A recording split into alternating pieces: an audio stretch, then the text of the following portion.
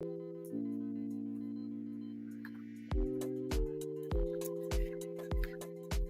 guys. Hey, it is Tiffany, and we are here with this week's episode of Let Tiff Teach You. How's your Friday, family? I hope it's been well. I hope you've had a good week and things have gone well for you this week. I'm just going to chit chat for a few minutes while our family comes on in tonight. It has been a very eventful week for me, but it's all good stuff. All good stuff. I'm so excited about it. As many of you know, I work in a public high school, and so school. This is our second week back in school. We went back to school last week, and so it's been full of surprises and excitement and changes and more changes. But that's how the school year starts. So it's been a really great week for me. I am thankful and grateful that I get to do what I do. I love my job. I love who I do it with. And I feel so blessed to be able to do the things that I do and call it work. So yeah, I'm super grateful. So, as promised, tonight we will be discussing the college process. We're shifting gears just a bit into what I thought was really timely with with back to school, it being back to school time, and a lot of parents have a lot of questions. I field a lot of questions at work from parents regarding the college application process and financial aid, and that and I thought that maybe my folks, my community might be interested in some clarification, right, on the college application process, the financial aid process, one of the things, and all of the things that come with that. One of the things that I tell my students is when you go to the doctor, they speak medical, right? If you go to church, they speak religion. If you go to court, they speak law. When you go to college, they speak college. And if you don't speak college and you don't have anyone in your circle that speaks college, you need a translator. And so hopefully tonight, what I hope to do is translate, is explain and break down and give you in simple to understand terms a better understanding of the college application process, what it entails, give you some deadlines. And we're going to continue this conversation for the next few weeks. I think I've got I have 3 weeks planned for college application and financial aid discussion. But if you guys have questions, as always, I'll be here to provide you with the information that you need and are looking for. So did you share yet? Do you know somebody that's got a high school senior? Do you have a high school senior? Do you have a niece or a nephew or a grandchild? Or do you know? Then tag them, invite them, tell them to come on into the conversation, and let's make sure that our community knows what they need to know when approaching this what can be life-changing and life-altering experience. You ready? Let's go. So when we're talking about college, there are some things that you need to be thinking about with your student, honestly, starting much sooner than the senior year, right? So one, as a parent, as a family member, as a mentor, aunt, uncle, godparent, having the discussion around college. And so for this discussion, when I say college, I mean a 4-year university, a 2-year college, or a trade, technical, or vocational school. Basically, any school after high school is college. It just makes the conversation a little easier. So we're talking about all of those things tonight on Let Tiff Teach You when we talk about college. We're talking about all of those different kinds of educational opportunities that are available for young adults. So I need to be having the conversation with my teen about what seems like a good fit, what seems like a good match. What are you hoping to do as an adult? What do you want to be when you grow up, right? We still have to ask those questions because they matter. So what do you want to do? And while it is true that you can make a wonderful living and sustain yourself very well without a college education, there are some careers that require a college degree. And if your teen, your scholar, your young adult wants to enter those fields or those industries, college is a requirement. And so we have to be having that conversation. And it should be an open and honest and non-judgmental conversation. They are making these choices. What a lot of parents I find don't realize is when your teenager goes to school after high school, the school's not going to call you anymore. They're not going to include you in conversations.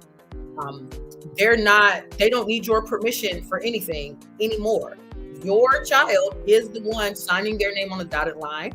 They're the ones in the meetings. The decisions at that point are theirs. And it's important for parents to understand that, I think, because if the parent doesn't understand that they're no longer a part of the conversation, then they don't have sometimes enough conversation with their young adult. Okay. And so I'm hoping that by sharing this information with you guys, maybe I'll say something that encourages you to sit down with your young adult and discuss what do you want to do? Because there's only so much I'm going to be able to do for you at that point, right? So again, college is any four-year university, 2-year college, or career, technical, or vocational school, i.e. any education after high school. That's college for us. Okay. And so what does your student want to do? And what kind of job do they want to do? What do they want to do for work on a day-to-day basis? This is a very important question to ask your student. Okay. Because I'm finding a lot of students don't really know what jobs do the things they want to do at work. And so I want to help you help your child or young adult avoid ending up in a degree program or a training program that's not actually what they need in order to get them into the career they want. I went to college and I got the wrong degree as an undergraduate student. I was a first generation college student. I didn't have any help. Nobody was advising me. I was just kind of doing what seemed like a good idea. Changed my major twice, got a degree, and enjoyed my college experience and the education I got. But when I got to work, realized I had got the wrong degree. And so I don't want students to go down that route. So it is important that you talk to them about, what do you want to do at work day to day? What do you want to do? I had this conversation with a group of teenagers this week, and young lady said, I want to help troubled teens. Okay, cool. Where do you want to help them? How do you want to help them? These are the kinds of things that our students need to be thinking about. With that example, working with troubled teens, do you want to work at the school? Do you want to work in the house? Do you want to work at the hospital? Because troubled teens sometimes end up in the psych ward. Do you want to work in the jail? Do you want to work at the courthouse? Do you want to work in the community? Where do you want to work with these teens? And then what do you want to do for them? So because there's troubled teens lots of different places. So how do you plan to engage them, and what do you want to do with them? And that will inform the conversation regarding what kind of school I need to go to and how long I need to go there to do the job that I want to do. And so those conversations are extremely important, because oftentimes teenagers, they haven't been exposed to the myriad of careers that are available to them. And they think that, I have to get this, I got to go this way to get to this job. And that might not be true. So how do we help our students figure out what education they need for the job they want? Make them read a job description. Go on LinkedIn. Go on Indeed. Tell them to look up some company that's hiring for the job they want to do. and read the job description. The education requirements are right there. So then they know, okay, people who do this job get these degrees. They go to school for this long. They need to know these things. That will help them inform their choice. And an empowered student is an informed student. All right. So long spiel, but really necessary. I hope that you feel encouraged to really dig down and dig deep with your student to figure out what path they need to take toward the career that they want. All right. So now we assume that we've had this conversation. We know what we're doing. Now we got to pick a school, right? Now we have to talk about where are we going to school? So we've determined if it's a 4-year, 2-year, or career. And then even in those umbrellas, there are choices underneath those. Here in Ohio, you have University of Akron, Kent State University, Cleveland State University, The Ohio State University, University of Cincinnati, University of Dayton. All of these are 4-year schools. Then we got our 2-year schools. You got Lorain Community College, you got Tri-C, you got Stark State at 2 campuses. You've got Columbus State Community College. So lots of options for community colleges. And the same thing goes for career and technical schools. There's hundreds of them, right? So where are you going to go to school? You got to figure this out. So the way that I help my students make this determination is by helping them create a list that includes 3 types of schools. And those types of schools are dreams, realistics, and fallbacks. And let me explain to you what I mean by that. So the dream schools are just what they sound like. They're the dream schools. I have no clue if I can get in. I have no idea if I can afford it, but I want to apply and I want to try it. That's a dream. My dream school was Howard. I applied to Howard knowing pretty well my mama wasn't going to let me go, but I wanted to know if I could get in, right? And so when I was in high school, I applied to Howard and I was accepted. She didn't let me go though. But I knew that I had what it took to reach my dream. So dream schools are absolutely necessary because they can become a driver for a student to press the way that they need to reach their goal. So at least 1 to 2 dream schools on the list of colleges. All right. Next up, we got our realistics. So realistic schools are schools that I'm kind of familiar with. Somebody I know or in my family is familiar with them, or is alumni. Maybe it's the neighborhood college, it's the regional college. I'm pretty sure I can get in without too much headache. Those are our realistic schools, right? So those tend to be in-state, in-region, 4-year universities that your student they're familiar with and they can apply to and get into easily. Right. So we want at least 3 of those. So we got 2 dreams. We got 3 realistics. We're up to 5 schools right now. All right. And then you need at least 1 to 2 fallbacks. So what's a fallback? The fallback school is if all else fails and the bottom falls out of my life, I know I can go to school here. For many students, that means community college. Okay. But in a post-COVID era, students have had significant mental health challenges. They have had significant financial challenges. And all of those things affect their learning.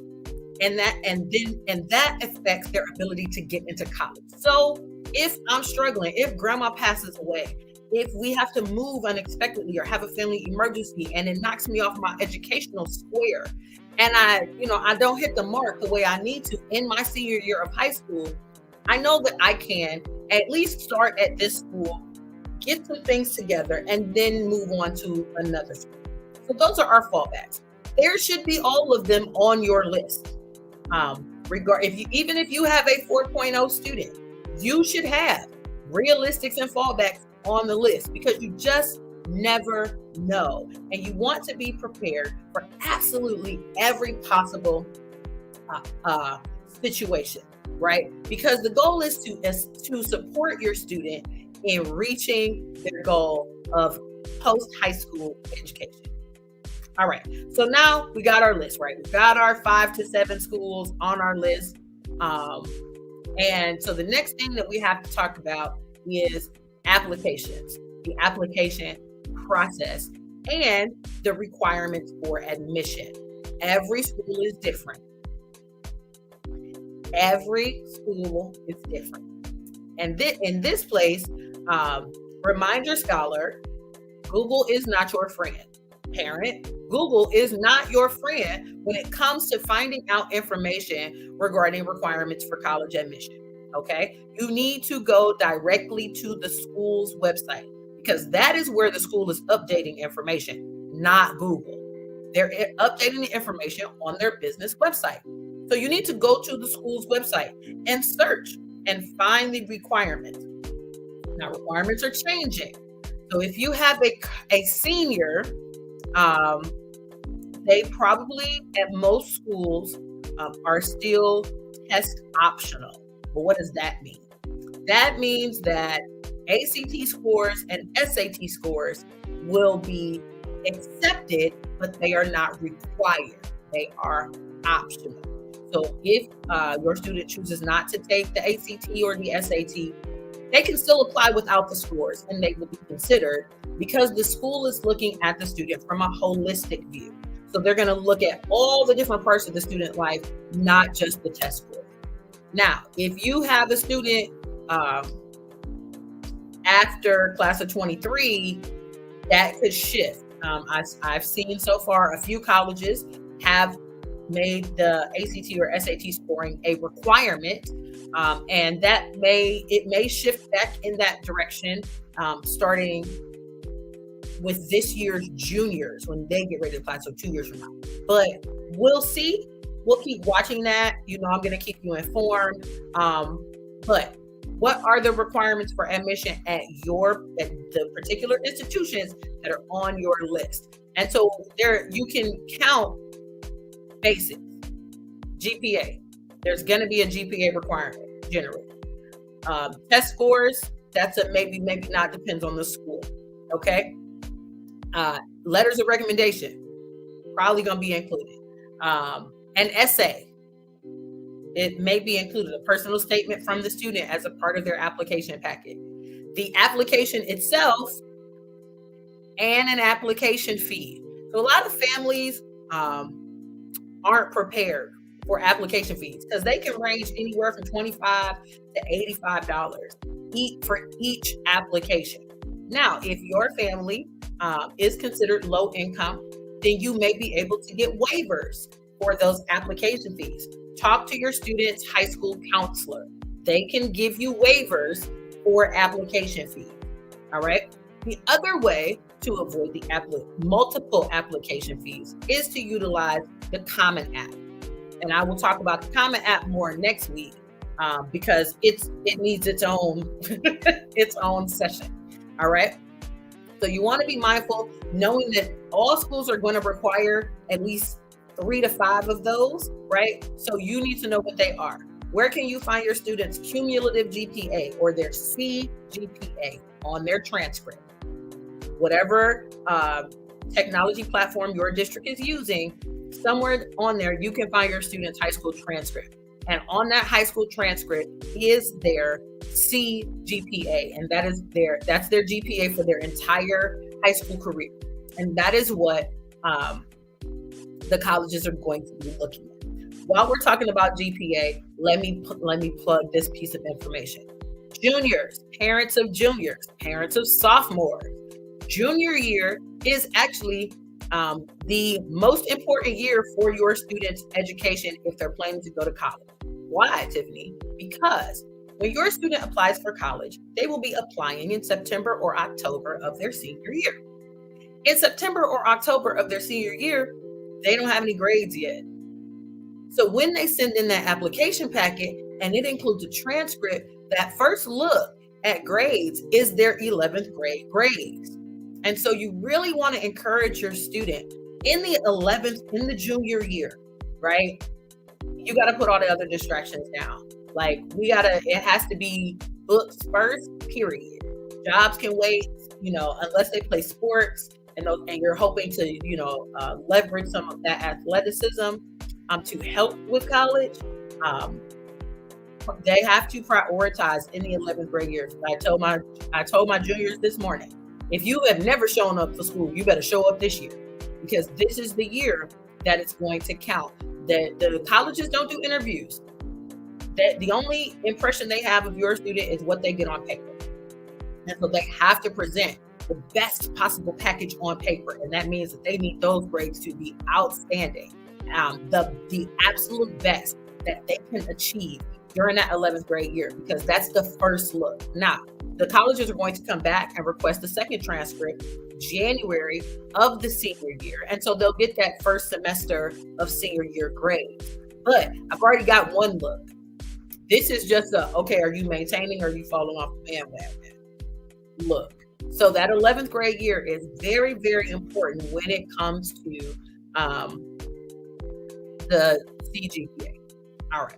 So that's that. So we talked about creating our list of schools, right? Our dream schools, our realistic schools, our fallback schools. We talked about what the different requirements can be for admission to a college or university. ACT and SAT scores, maybe not. Many schools are still test optional right now. Go to the school's website. Do not ask Google. Do not ask Siri. Go to the school's website, because that is where the most up-to-date information is. And find out, do they require an ACT or SAT score? If they do require a score, it'll tell you what that score needs to be right there in the on the admission page. All right. We talked about application fees. Most applications have fees. However, if you income qualify, you may be able to get a waiver from your student's high school counselor for that application fee. Why am I pulling the screen down like y'all here? Just helping. All right. Deadlines. So let's talk deadlines, because deadlines get a lot of people in trouble. Deadlines trip people up, and they may miss out on opportunities because they were not aware of the deadlines necessary that they needed to meet to possibly get into the school. So application deadlines. Where are you going to find the deadline? On the school's website. Again, going to the school's website is going to give you the most up-to-date information. All right. Do not trust Google. Do not trust Siri. Go to the school's website. That's where the information you want is. So what is the application deadline? And there may be multiple deadlines. There may be an out-of-state student deadline, a early admission or early decision deadline, an early admission deadline. So you have to read what the school is offering you to ensure that you know which deadline is your deadline. Okay. But what some schools have what's called rolling admission. And so that means they don't have a deadline. They're accepting applications all the way up till the first day of class. So you can apply at any time. However, that is not the case for every single college. Many colleges, especially out-of-state colleges, have a very hard deadline when it comes to out-of-state students, when it comes to early decision. So it is really important. Where are you at? Okay. Really important. Hey, Derek, that you check out when the school's deadline is, so you can make sure that you and your scholar do not miss the boat. All right.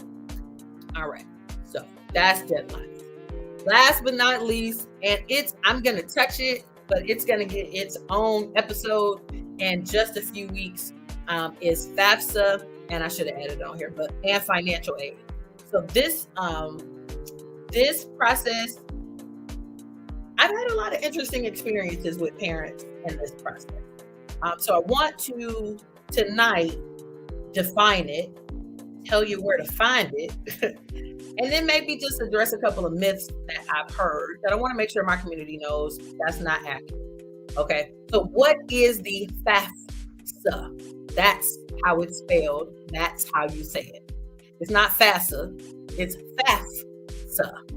It is the free application for federal student aid. All right. Any student that is planning to attend college needs to complete a FAFSA. FAFSA is not connected to any other government agencies. Okay. So myth number one, if I fill out the FAFSA, I'm going to lose my food stamps. If I fill out the FAFSA, I'm going to lose my benefits. No, baby, you're not. They're not talking to each other. Okay. because of a myriad of laws that protect student information, your information will not be shared. Okay, so filling out the FAFSA does not endanger any other benefits that you may be receiving from your county or your city or your state or anything like that. It does not affect that. Okay, what does FAFSA do? FAFSA determines how much grant money your student is eligible from the federal government, how much grant money your student is eligible for from the state government. It influences the grant money your student receives from their school of choice, and it determines the loan amount that you will be offered. Now, let me stop here, because whenever you say loan, in this environment, student loans, people start to panic, and I don't want that to happen. When you complete the FAFSA, you are not agreeing to take anything, okay? Nothing. They're going to say, oh, based on how much your family income is, we're going to offer you $5,000 in a student loan, right? But if I offer you a piece of candy, it ain't your candy till you take it. Just like that piece of candy, a student loan, you can be offered a student loan, but it ain't yours till you take it. Okay? So, filling out the FAFSA just determines how much money will be available to your student. There's still a process to accept it. And that's really important. And so if I can't get anything else across to you guys, I want you to understand that FAFSA will tell you how much money is available to your student. You still have to take this next step and accept it. All right? So please tell your mama, tell your daddy, tell the dog, tell the cat, tell the frog. We got to fill out the FAFSA. We have to. There's no college without the FAFSA unless you got the money to pay for it out of pocket. Let me be real. Let me keep it 100, like I tell the kids. If you don't have money to pay for college in full out of your pocket, they're not going to college without a FAFSA, because there's no money without it. I help students apply for scholarships, which we'll talk about next week. And nowadays, many scholarship committees want to see that a student has completed the FAFSA, because the scholarships are based on the income of the family. Because some scholarships, you have to be in an income bracket to qualify for that scholarship. The way that they find out what your income bracket is by the information in the FAFSA. So if you have a student, a student, your nephew, godchild, grandbaby, the little boy next door, the little girl on the cheer squad, and you know that they want to go to college, please share this information with them. We've got to get this information out into the community so that parents understand. You're not going to lose anything. It don't cost you nothing. And you haven't accepted anything by completing the FAFSA. You have not. There is a whole nother step you got to take to accept it. Okay? All right. I think I beat that horse. So fill out the FAFSA.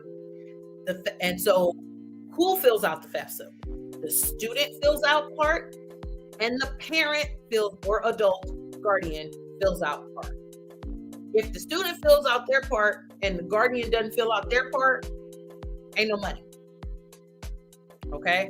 It is, both individuals are required. Now, who is the parent? We'll talk about that later. But know that the student has a portion and the parent guardian has a portion. And if both portions are not completed, there's no money. There's no grant money or loan money, okay, that will be offered. So next week, I'm going to get into the differences between a grant, a scholarship, a loan, financial work study, because those are the four primary categories of financial aid, the four ways that students pay for college. So I'm going to talk about those in depth next week. So if you're like, well, wait a second, what is this? One, drop your comment in the drop your question in the comments. That's what I'm trying to say. And I will absolutely address it next week in our episode. But for now, just know that you're not going to get any kind of financial aid offers without completing a FAFSA. All right. Now, so how do you complete the FAFSA? I'm glad you asked. Let's go check out studentaid.gov. So you are going to go to the website studentaid.gov, and that is where you will find the FAFSA form. Put me down here. There we go. That's where you will find the FAFSA. It's at studentaid.gov. Let me go to the homepage so you guys can see what it looks like. I was navigating around. So this is when you go there. This is what the homepage looks like right now. It changes. This banner moves. So it may change a little bit, and that's okay. But remember, studentaid.gov. That is where you will find the FAFSA application for both you and your student. All right. That's where you find it. That's where you complete it. What do you need to complete it? You need everybody's social security number, and you need your tax return from, this is 22. So 2020, you need the parent or guardian's tax return from 2020. All right. Because you will need to enter income information, and based on your income information, that determines the offer of financial aid. All right. It's one of the factors that determines the offer of financial aid. Okay. So we got that. That's where it is. When can you do it? Starting October 1st. But, big but, don't fill it out on the 1st. Why? Because everybody in the country trying to fill out their FAFSA on the 1st, and the server always crashes.